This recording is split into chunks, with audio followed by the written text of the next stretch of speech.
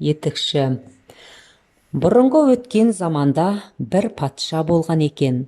Оның әрбір тәртібін халқы екі етпей уақытымен орындап тұрады екен. Бір күні бұл патша менің әрқашан халық пайдасына еткен әмірім орнына нақма-нақ келіп тұрады, және халқым да мені жақсы көреді. Сондықтан да мен олардың пайдасын ойлаймын. Енді мен осы халқыма зиянды бір әмір таратайын.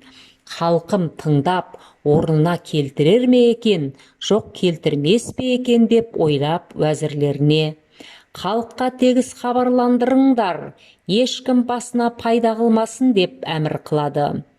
Бұдан соң уәзірлер бұл әмірді халыққа естіртіп болып, патшаға: халқыңыз әміріңізді нақпа-нақ айтқаныңыздай орнына келтіретін болды дейді. Патша уәзірлеріне еш жауап айтпайды. Түн болған соң үстіне бөтен, ескі киім киіп, әмірінің қалай орындалғанын көру үшін көшеде жүрсе, шеттегі бір үйде шам жанып тұр екен.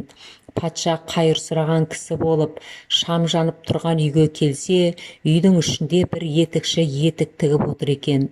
Етікші қайыршыны көріп тұра келіп, бір кішкене нан береді. Сонда қайыршы: сен патшаның әмірін тұтпаған не қылған адамсың? Ешкім басына пайда қылмасын, және шам да жақпасын дегені қайда? дейді.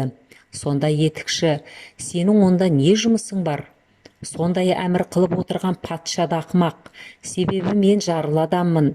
Күнде 4 теңге пайда қыламын да 4 теңге зиян қыламын. Міне мен сонымен күн көріп отырмын.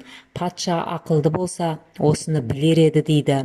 Патша бұған жауап қайтармастан үйіне келеді де, ақылды 4 уәзірін шақырып алып: сіздерді басқалардан ақылы көп деп өзіме уәзір қылып едім. Енді менің сіздерден сұрайтын сауалым бар. Күніне 4 сом пайда, 4 сом зиян қыламын. Сол пайдам мен зияным не? 3 күн ішінде соны табыңдар. Таба алмасаңдар бастарыңды аламын. Өздерің таппасаңдар да табатын кісі тапсаңдар жазадан құтыласыңдар депті. Уәзірлер 3 күннің ішінде өздері де шеше алмай, және шешетін адам таппай, енді патшаға көрінбей қашпақшы болып жүргенде, баяғы етікші уәзірлерге келіп: мен патшаның сұраған сауалын тапсам, сіздер маған не берер едіңіздер дейді.